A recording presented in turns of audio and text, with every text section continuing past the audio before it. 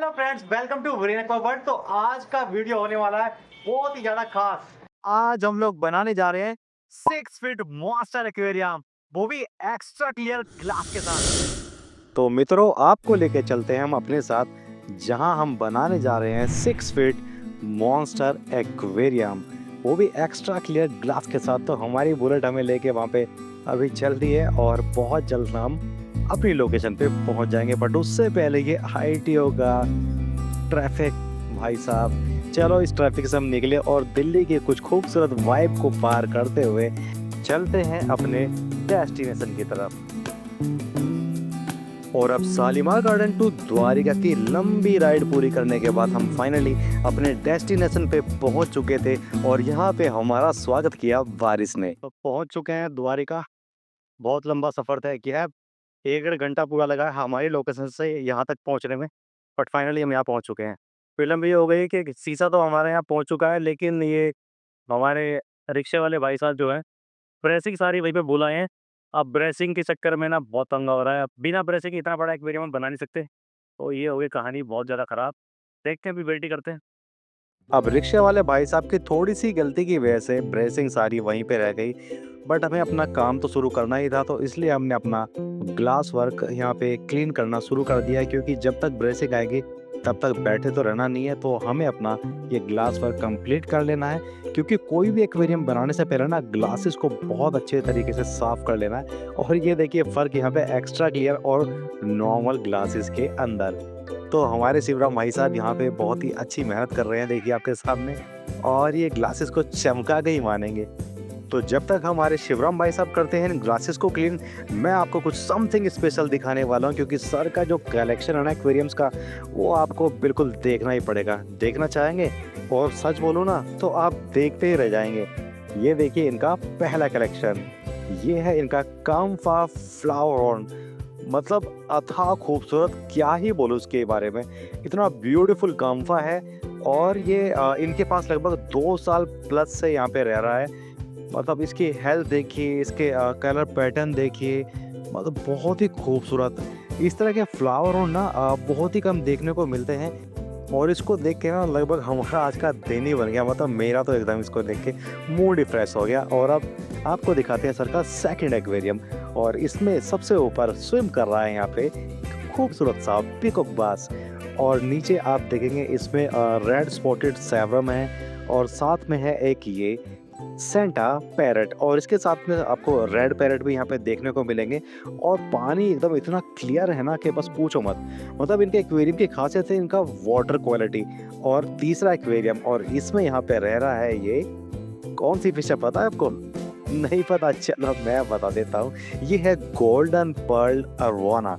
मतलब ये भी बहुत ही सुंदर है, ब्यूटीफुल, खूबसूरत है। और मुझे देख के थोड़ा सा डरा हुआ है, असल में मेरे को ये जानता नहीं है। बट ये बहुत अच्छा लगा मुझे। और इसको सर ने काफ़ी अच्छा खासा बड़ा सा एक्वेरियम दिया हुआ है। और इसके बाद इनका नेक्स्ट ये एक्वेरियम है टेट्रा फिश के लिए। लावा रॉक और एनोबियस के साथ में इसको डेकोरेट किया है सर ने।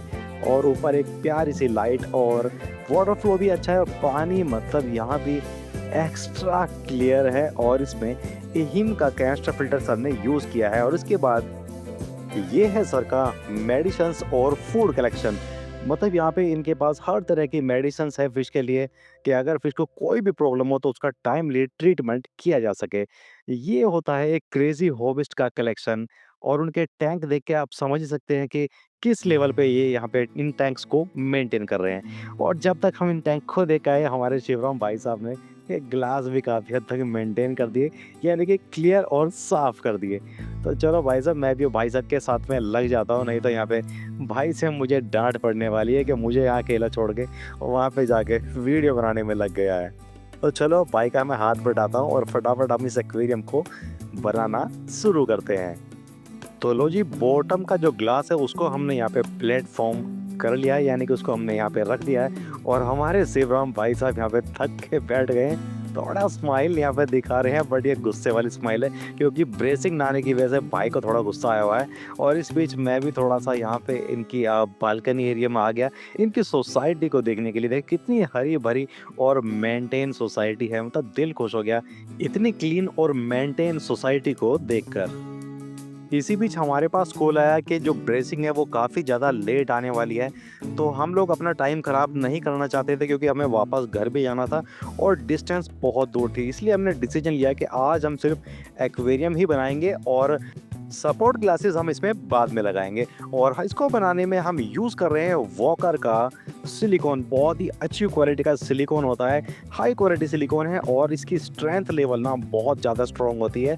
तो मैं जब भी कोई बड़ा एक्वेरियम बनाता हूँ तो मैं कोशिश करता हूँ कि भाई हम लोग इसमें वॉकर का ही सिलिकॉन लगाएं। और ये देखो शिवराम भाई साहब ने यहाँ पे गन को लोड कर लिया है और गन लोड करने का मतलब है कि अब आपका इंतजार हुआ ख़त्म।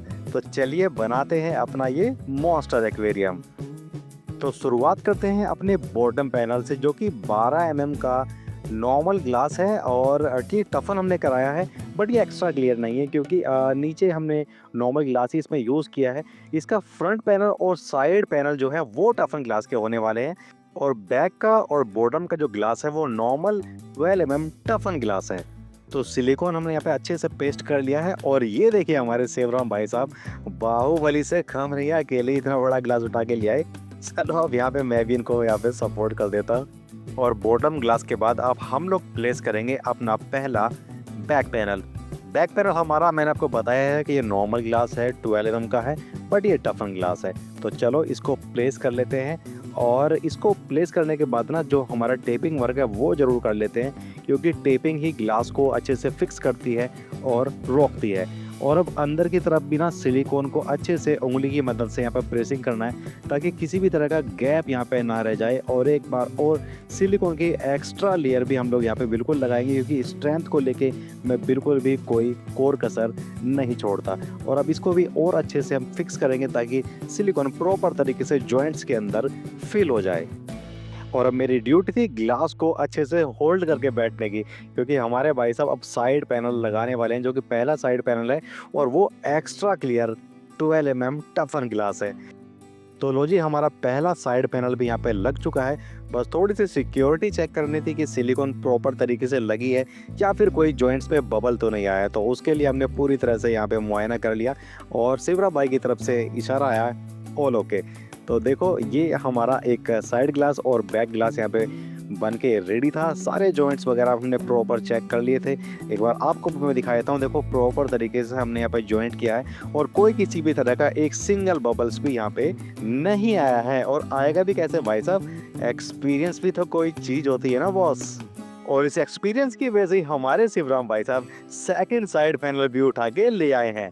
और चलिए इसको भी हम लोग यहाँ पे फिक्स कर लेते हैं। तो इसको भी हमने यहाँ पे रख के प्रेसिंग कर दी है और यहाँ पे भी हम प्रॉपर चेक कर रहे हैं कि सिलिकॉन अच्छे से फिल हो जाए और किसी भी तरह की कोई प्रॉब्लम इसमें भी ना है, ना ही कोई बबलिंग यहाँ पे हो और एजिस जो है ना बिल्कुल प्रॉपर तरीके से मिल के लगे। क्योंकि अगर एजिस एक बार अभी हमने चेक कर ली तो कर ली, सूखने के बाद ना हम एजिस में कुछ नहीं कर सकते। तो जब तक सिलिकॉन गीली है तब तक हम एजिस को एडजस्ट कर सकते हैं, उनको सेट कर सकते हैं। तो आप अगर कोई एक्वेरियम बना भी रहे हैं ना तो याद रखें जब तक वो सिलिकॉन आपकी गीली है तब तक ही आप अपने ग्लासेस को सेट कर सकते हैं। सूखने के बाद तो कोई मतलब ही नहीं बनता बॉस। उसके बाद तो ये है कि भैया जैसा बन गया अब वैसा ही इस्तेमाल करना है। तो चलिए यहाँ पे हमने ऑल चेक कर लिया है और अब अपना front extra clear 12 MM टफन glass लगाने का टाइम आ गया है। तो उसके लिए हम लोग यहाँ पे पहले सिलिकॉन फिक्स कर लेंगे। सिलिकॉन अच्छे से हमें फील करना है क्योंकि किसी भी तरह का लीकेज का खतरा भाई साहब नहीं होना चाहिए। तो इसलिए यहाँ पे अच्छे से सिलिकॉन हमें लगाना है। हम बाद में उसको फिनिश कर सकते हैं, कट कर सकते हैं, बट यहाँ पे हमें बिल्कुल भी कोई भी किसी भी तरह की कंजूसी सिलिकॉन में नहीं करनी है। तो चलिए अब अपना हम फ्रंट पैनल भी यहाँ पे फिक्स और प्रेस कर लेते हैं क्योंकि ये हमारा फाइनल ग्लास था आज के वर्क का। तो इसको भी हमने यहाँ पे बहुत अच्छे तरीके से फिक्स किया है और एजेस वगैरह को प्रॉपर तरीके से हमें यहाँ पे चेक करना है और साथ ही साथ सिलिकॉन की बबलिंग भी देखनी है कि कोई जॉइंट्स में किसी तरह का कोई बबल्स तो नहीं है। क्योंकि अगर बबल्स यहाँ पे आता है तो अभी हम उसको प्रेस करके और टेपिंग की मदद से निकाल सकते हैं, बट बाद में यहाँ पे कुछ नहीं होने वाला बॉस। तो इसलिए अभी यहाँ पे ऑल चेक करना बहुत ज़रूरी है।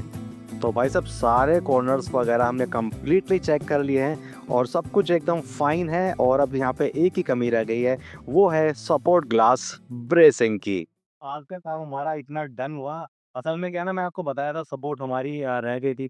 वो रिक्शे वाला सपोर्ट वहीं पे छोड़ के आ गया था और हमारी दुकान से यहाँ की डिस्टेंस लगभग 40 किलोमीटर है, तो आज तो सपोर्ट पॉसिबल नहीं थी। अभी हम आज ये एक्वेरियम बना के जा रहे हैं। नेक्स्ट टाइम अभी हम आएँगे तो इसका जो सपोर्ट का काम है ना, वो भी हम पूरा कर देंगे। तो उसके लिए आपको क्या करना होगा, अगर आपको इस मॉन्स्टर टैंक का सपोर्ट वर्क भी देखना है तो उसके लिए ये करना होगा कि आपको पार्ट 2 का इंतज़ार करना होगा। तो देखते रहिए वीरेन एक्वावर्ल्ड। जय हिंद, जय भारत।